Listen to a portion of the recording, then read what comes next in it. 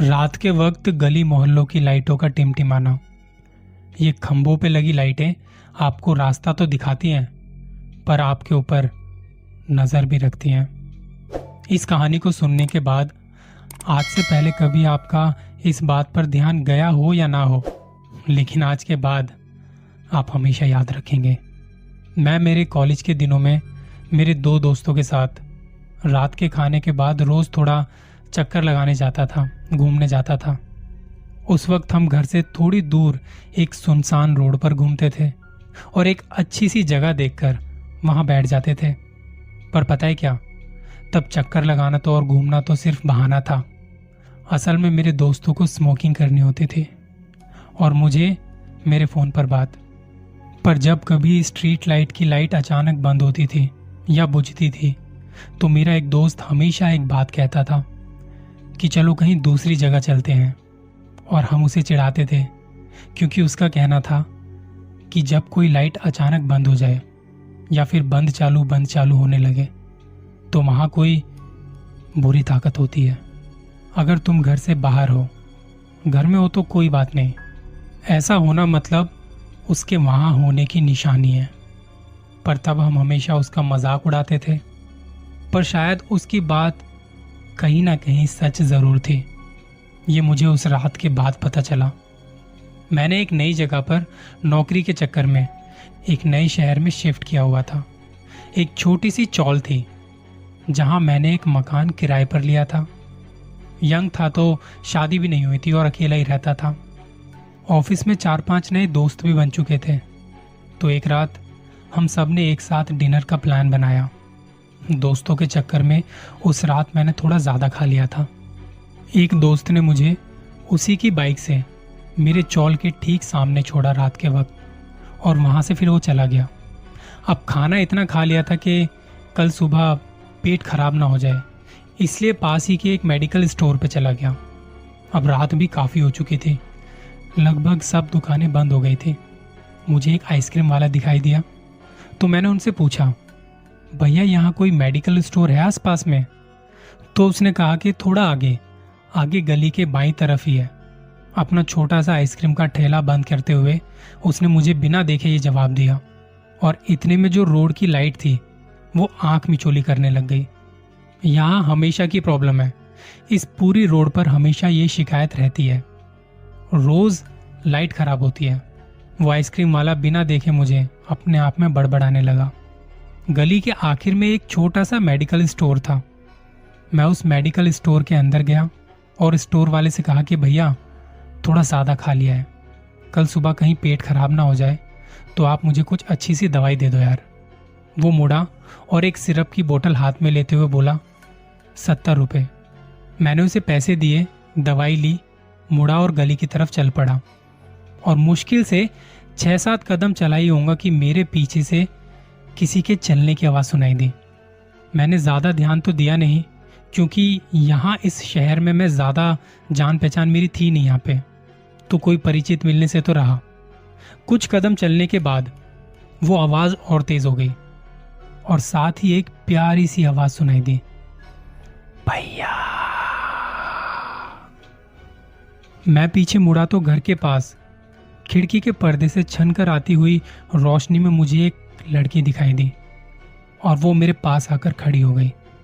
तब उसने कहा, भैया क्या मैं आपके साथ कुछ देर चल सकती हूँ? मुझे अंधेरे में थोड़ा डर लग रहा है। वो थोड़ी कांपती हुई सी बोली, हाँ बेटा ज़रूर। अब मैं कोई धर्मात्मा तो हूँ नहीं, पर यहाँ जॉब मिलने से पहले मैं गर्ल्स कॉलेज में लड़कियों को पढ़ाया करता था, तो बेटा बोलने की आदत सी लग गई थी मुझे।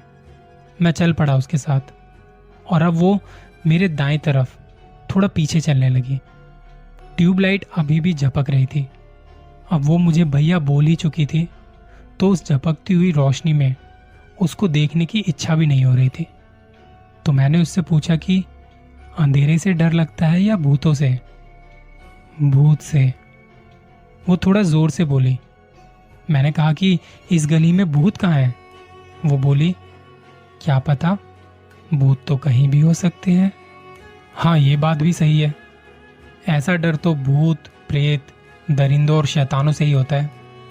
मैंने ऐसे ही थोड़ा बस उसे डराने के लिए कहा और वो चलते चलते रुक गई। वो बोली, आप मुझे डरा रहे हो? तब अचानक ट्यूबलाइट फिर झपकी और मुझे उसकी शक्ल दिखाई दी। वो सही में बेटा कहने लायक थी। देखने से लग रहा था कि शायद 11th या 12th की स्टूडेंट थी, काफी मासूम सी।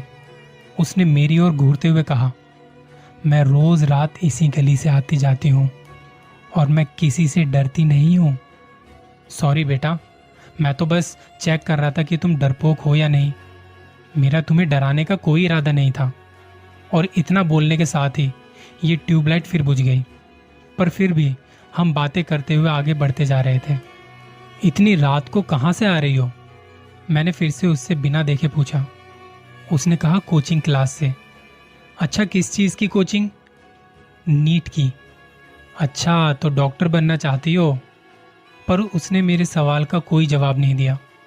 मैं चुपचाप आगे चलता रहा। अब गली में अंधेरा और भी बढ़ गया था।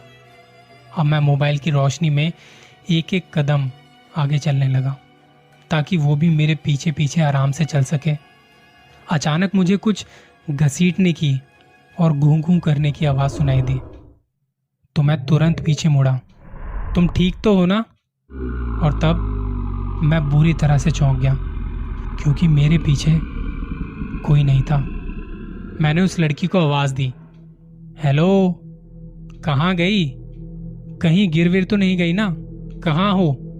और उसका कोई जवाब नहीं आया। मुझे लगा कहीं उसके साथ कोई अनहोनी ना हो जाए।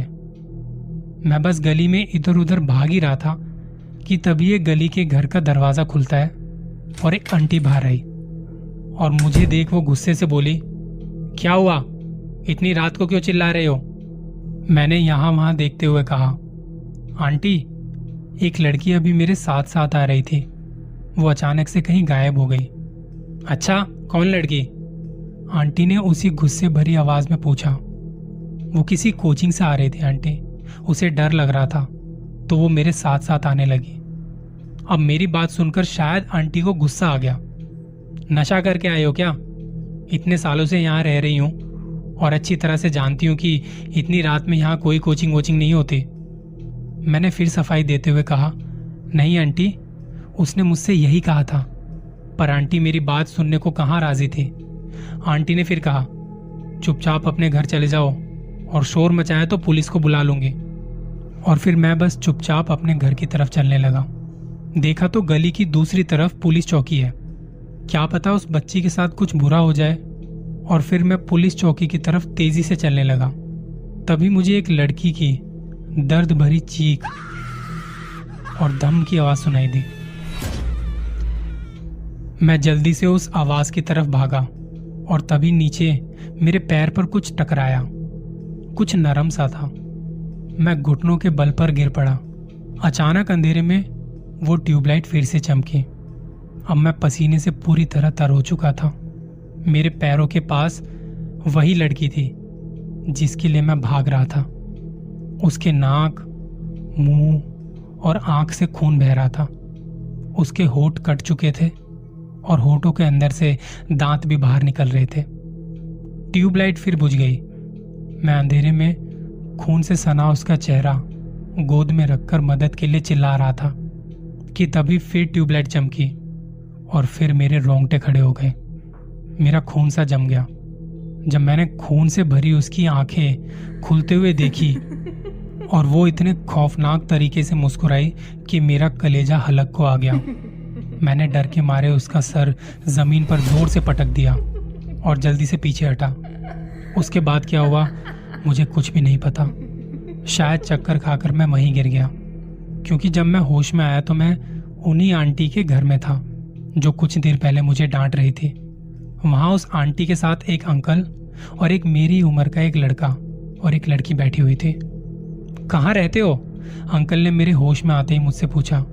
जी, वो पीछे मनमोहन चौल में रहता हूँ, 3 नंबर वाला मकान। वो 2 साल पहले मकान की छत से गिरकर मर गई थी। आंटी बहुत ही गंभीर होकर बोली, पर मैं शायद अभी भी ठीक से होश में नहीं था। मैंने हकलाते हुए पूछा, मैं यहाँ कैसे आया? आंटी के बेटे ने मेरी ओर बढ़ते हुए कहा, जब तुम चिल्लाए तो हम बाहर आए थे, तो देखा कि तुम नीचे बेहोश पड़े हो। फिर पापा और मैं मिलकर तुम्हें यहाँ लेकर आ गए। मैंने उसकी बात को बीच में काटते हुए पूछा, वो लड़की कौन थी और उसे क्या हुआ था? क्या वो ठीक तो है ना? मैंने होश संभालते हुए पूछा। है नहीं, थी।